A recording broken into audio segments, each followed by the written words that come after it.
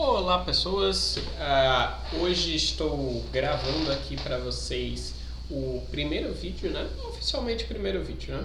Para o concurso do TRT-7. Essa parte aqui é de conhecimentos gerais, aqui a gente está estudando especificamente para analista judiciário, mas essa parte de sustentabilidade, ela vale para todos os cargos, então vai aproveitar para vocês, né?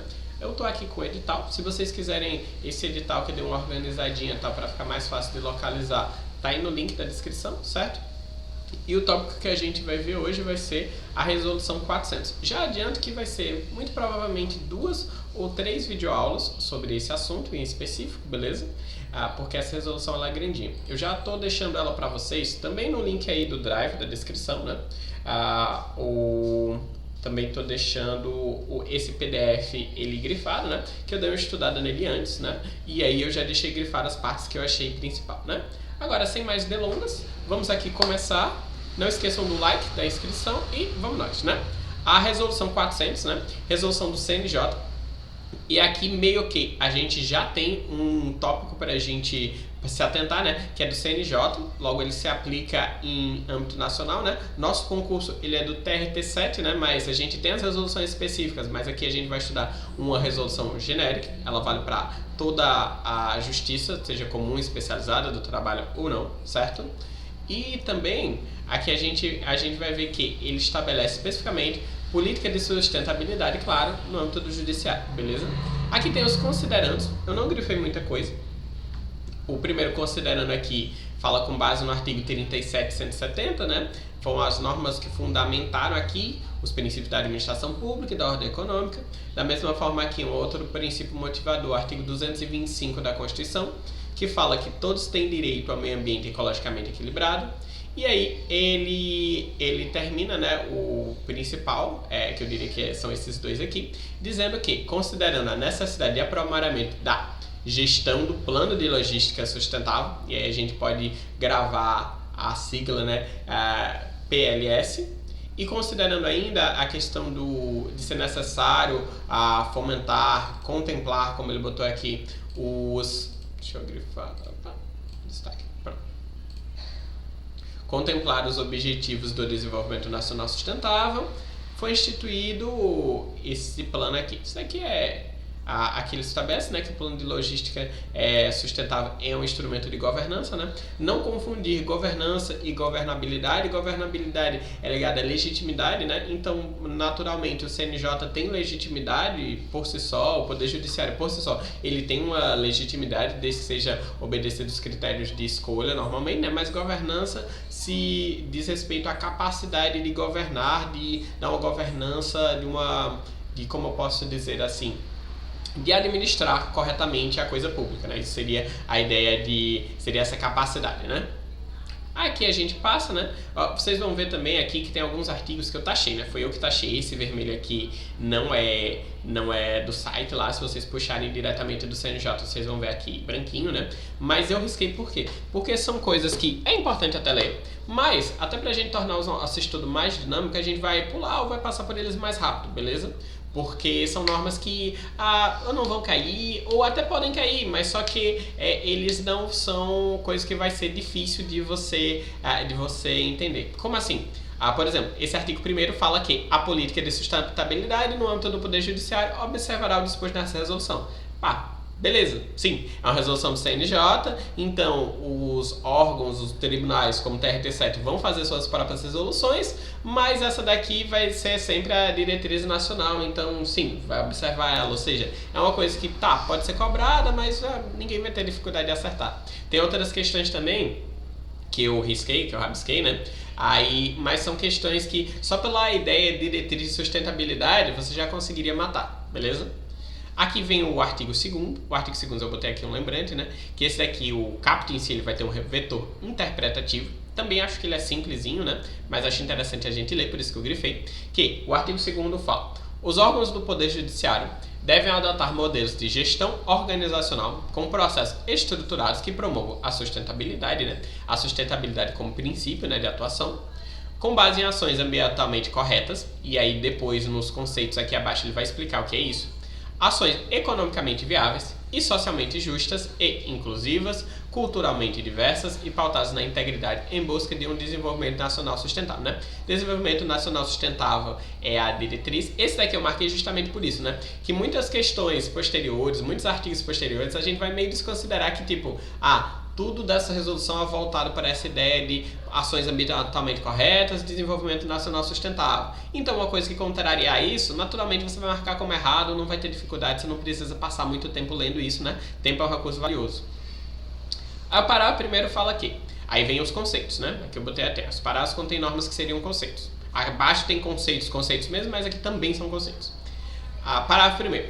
As ações ambientalmente corretas devem ter como objetivo a redução do impacto no meio ambiente. Aí depois ele vem e justifica, que é eles tendo como premissa redução do consumo, reaproveitamento, reciclagem, revisão dos modelos de padrão de consumo e análise do ciclo de vida dos produtos. Por que essa parte aqui é a principal? Porque aqui é que realmente está o conceito, né? Reside o conceito. Ação ambientalmente correta, as que devem ter como objetivo a redução do impacto no meio ambiente. E aí a motivação é essa. Mas se a banca disser que é alguma outra, que tem alguma coisa, por exemplo, falar do 225, que ações ambientalmente corretas devem ter objetivo a redução do impacto no meio ambiente, tendo visto que o meio ambiente é um direito de todos. Então também estaria certa, não é um rol aqui exaustivo, né? A mesma coisa assim. Essa até é mais fácil, né? Economicamente viável, né? A gente já pensa, na ideia do artigo 37, eficiência, então economicamente viável vai ser o mais eficiente, né? Então aqui vem o parágrafo segundo e fala que devem buscar critérios de eficiência contínua, né? Também a eficiência naturalmente é um movimento, né? O que é eficiente hoje não necessariamente vai ser daqui a um ano, né? Levando em consideração real necessidade, né? Se eu não preciso de um bem, de uma contratação, então, se eu tenho como passar sem ela, então vai ser mais economicamente viável, mais adequado, não contratar. Dentre as propostas mais vantajosas, e aí eu achei legal aqui que ele fez questão de especificar que a proposta mais vantajosa tem análise custo-benefício. Nada adianta, por exemplo, eu fazer uma licitação para comprar papel higiênico, por exemplo, eu achar o papel higiênico mais barato, mas todo mundo tem que usar um rolo de papel por vez, entendeu? Porque ele é de uma qualidade muito baixa. Então, eu vou sempre parametrizar. Não necessariamente vou pagar o mais caro, mas eu também não vou pegar o mais barato, né? Eu quero o com melhor custo-benefício, o mais vantajoso. Ações socialmente justas e inclusivas. Aquelas que devem fomentar instituições e em ações externas a adoção de comportamentos que promovam o equilíbrio e o bem-estar no ambiente do trabalho. Essa daí também é justiça social, né? Então, aqui como a gente fala de ambiente de trabalho, né? Já que essa norma vai ser aplicada, ela é aplicada pelos tribunais de âmbito interno, né? No âmbito interno. Então, né? A gente vai pensar no meio ambiente do trabalho, não no meio ambiente de forma geral, que aí vai ser outras leis, outras normas. E aí, por fim, ação culturalmente diversa. Aquelas que têm o objetivo respeitar. Podia ter parado aqui até o meu grifo. Mas aqui ele fez questão de especificar que é respeitar a variedade, a convivência entre ideias, características, gêneros e regionalismos, novamente voltado para o ambiente do trabalho, que é uma norma de aplicabilidade interna, essa resolução, né? Mas, da mesma forma, por exemplo, qualquer coisa que não está aqui, subentende-se, né? Que é convivência de qualquer ideia, de qualquer característica, tal, sexualidade, por exemplo, não está citado expressamente aqui, mas implicitamente tá? Tá. Então pronto, é bem simples. Aí agora vem os conceitos mesmo, né? Que são as definições aqui, o capítulo 2, no seu artigo 3º, que fala aqui. Primeiro, ação de sustentabilidade. Aqui é interessante dar uma decorada. Não se preocupe em decorar de primeira, mas leiam várias vezes esse tipo de artigo, porque muitas questões é um lugar fácil para fazer questão. Especialmente uma prova nossa, que vai ser a FCC, né? Que ela vai ter que fazer muita questão, então isso daqui é um paraíso para eles, facilita muito a vida. Aí, por exemplo, ação de sustentabilidade. São práticas institucionais, que a gente está no âmbito institucional, né? Novamente, a norma de aplicabilidade interna, que tenham como objetivo promoção de comportamentos éticos. Vou botar aqui, promoção...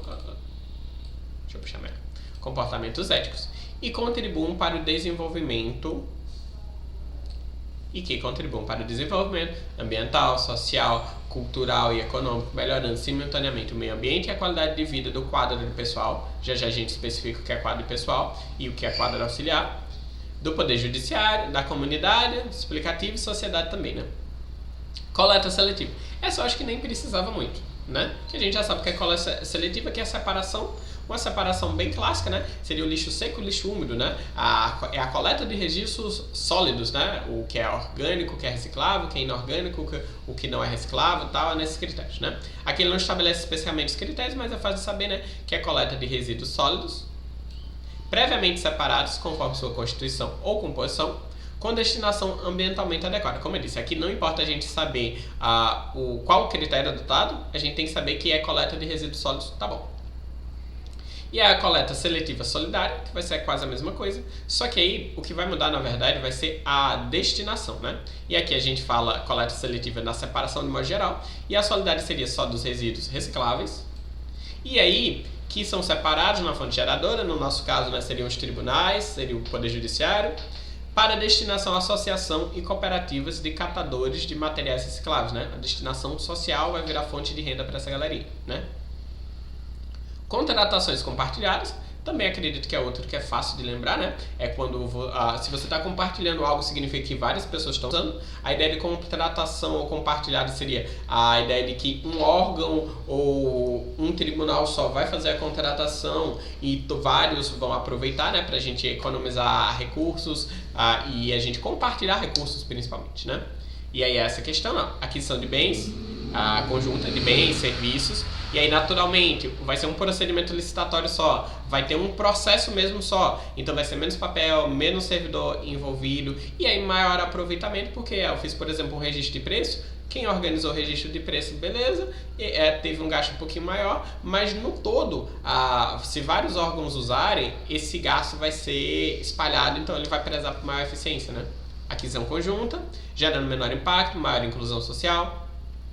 Consideram a dimensão cultural da sustentabilidade e eficiência econômica, com ganho de escala, realizada por organizações públicas de diferentes setores ou entre unidades de uma mesma organização pública, visando fomentar a produção e o consumo sustentável no país, né? Aí vem a ideia, né, que, tipo, dentro do TRT7, do TRT Ceará, pode o tribunal realizar uma licitação só para todos os órgãos, todas as diversas varas, ou pode também o TRT7 fazer e, na verdade, quem aderir vai ser o outro tribunal, o TRT6, por exemplo.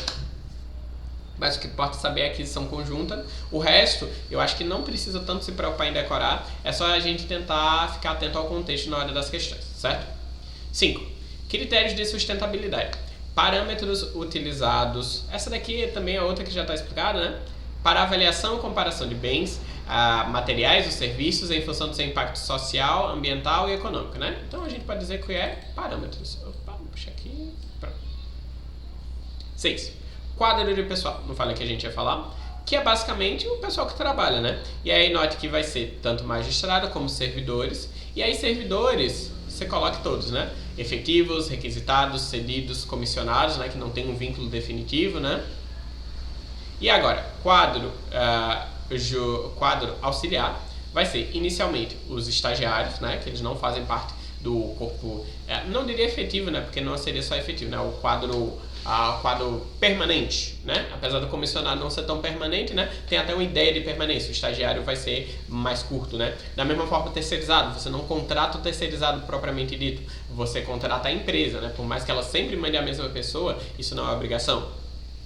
Juízes leigos, trabalhadores de serventias judiciais privatizadas, conciliadores, voluntários e jovens aprendizes, né? Naturalmente, por exemplo, eu atuo como conciliador no TRT7 mesmo, eu sou técnico. Aí, no caso, eu enquadro aqui, né? Porque eu sou servidor efetivo, né? Mas seria a hipótese de existirem conciliadores, conciliadores que não sejam do quadro do que sejam meio voluntário mesmo, né? Que aí eles separaram porque você pode ser voluntário para outra coisa. Por exemplo, eu fui estagiário, mas por um tempo eu estava sem um contrato. Aí para regularizar a questão do acesso e tal, eu assinei um termo me cadastrando como voluntário temporariamente, né? Da mesma forma, eu já fui a minha formação de conciliador dependeu que eu fizesse algumas audiências. E aí algumas dessas audiências eu já não era mais estagiário, então eu fiz também na condição de voluntário, sabe? Que é da mesma forma, assinei um termo sendo conciliador voluntário. Enquanto isso, eu era parte do quadro auxiliar, também se tivesse alguma ação de sustentabilidade, eu teria uma obrigação de colaborar, né? Gestão documental é a questão de atividade administrativa relativa à gestão de documentos, e aqui a gente classifica ela como sendo conjunto de procedimentos e operações técnicas para a produção. Eu gosto de de pensar que seria tramitação, né? Que a tramitação nesse caso envolveria tudo, né? Conjunto para produção, para tramitação e operações técnicas, tramitação de documentos. Pronto. Para mim, acho que isso daqui já dá pra gente entender o que é, né? Com vistas à guarda permanente ou eliminação, mediante uso razoável de critério de responsabilidade ambiental, né? A ideia é o quê? Eu vou evitar produzir documentos. Além disso, eu prezo por produzir documentos eletrônicos, só imprimo o que for necessário. Além disso, eu evito acumular lixo, né? Porque eu produzi o documento, tinha que produzir. Mas vamos tentar reduzir o tempo de guarda o máximo possível, porque aí eu não tenho que ter um estoque grande, eu não tenho que estar gastando com isso. Posso usar por um período curto, beleza, então eu vou usar, se for o caso, alguma informação mais essencial, transcrever para outro lugar e o documento mesmo vou se livrar, né? Essa é a questão. Então tem muito critério de lógica de sustentabilidade na gestão de documentos. E aí, seguinte, logística sustentável, que diz respeito ao processo de coordenação de fluxo de materiais, de serviços e informações. Projeto de coordenação, vou marcar aqui. Aliás, fluxo de materiais, que faz sentido também. Do fornecimento ao desfazimento, considerando ambientalmente correto, o socialmente justo e o desenvolvimento econômico equilibrado, né? Por exemplo, uma cadeira quebra, né? Aí a gente vai pensar, né, que vai simplesmente ficar jogado num canto do tribunal. Não, isso daí estaria contradizendo essa lógica sustentável, né? A mesma forma, por exemplo, lá no tribunal, recentemente substituíram alguns computadores que estavam um pouco velhos, mas pra gente não funciona, mas talvez funcione pra outra pessoa, pra, sei lá, uma escola mais afastada aqui da capital.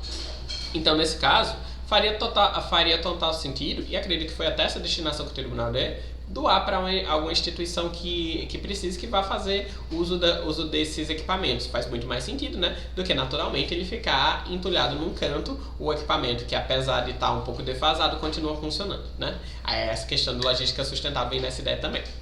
Material do consumo é um material, como o próprio nome já diz, consumo. Por exemplo, caneta, né? Que você vai ter um uso rápido.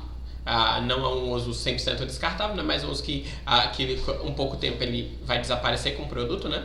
São os produtos, inclusive, né, classificados que eles têm a sua utilização limitada a 2 anos, né? E tipo, ele vai se contrapor ao material permanente, que, por exemplo, uma mesa, uma cadeira, ela não tem uma duração limitada assim por si só. Eu usar a cadeira não quer dizer que ela vai quebrar depois de um tempo, né? A gente sabe que ela quebra com o tempo, naturalmente, mas isso não é necessário para o uso dela. Eu posso usar uma cadeira por 10 anos e ela continuar 100%, né? Agora, uma caneta não. Uma caneta, se eu estou usando ela com frequência, é certeza que ela vai acabar em breve. E aí, da mesma forma, né, a gente tem que ter mecanismos de controle, de utilização de uma forma racional e eficiente, né, e por aí vai. Órgãos do Poder Judiciário, conselhos e tribunais do Poder Judiciário, besteira. Aí PLS Jude, né, lembrando que PLS é a questão de plano de logística sustentável, e o Jude aqui é a questão de um serviço informatizado. Entendeu? O plano de logística sustentável, é o sistema informático para recebimento de dados referente ao plano de logística sustentável. Ponto de equilíbrio seria a quantidade ideal de recursos materiais necessários para a execução de atividades desempenhadas por uma unidade de trabalho, sem prejuízo de sua eficiência, né? Qual seria a ideia? Por exemplo, imagina que eu sou o chefe de um setor que a gente imprime muito, né? Em teoria, eu quero ter o máximo de papel, o máximo de tinta de impressora possível, porque aí nunca vai faltar, eu sempre vou conseguir trabalhando. Mas do outro lado, a sustentabilidade vai dizer que eu tenho que ter o mínimo possível, ou se possível nem ter, né? Porque isso daí é poluição e tal. Então, o ponto de equilíbrio é o ponto do meio.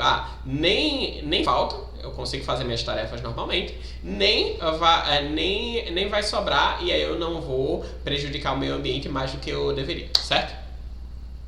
Tranquilinho até. A gente pode definir aqui, né, nessa primeira parte, quantidade ideal de recursos.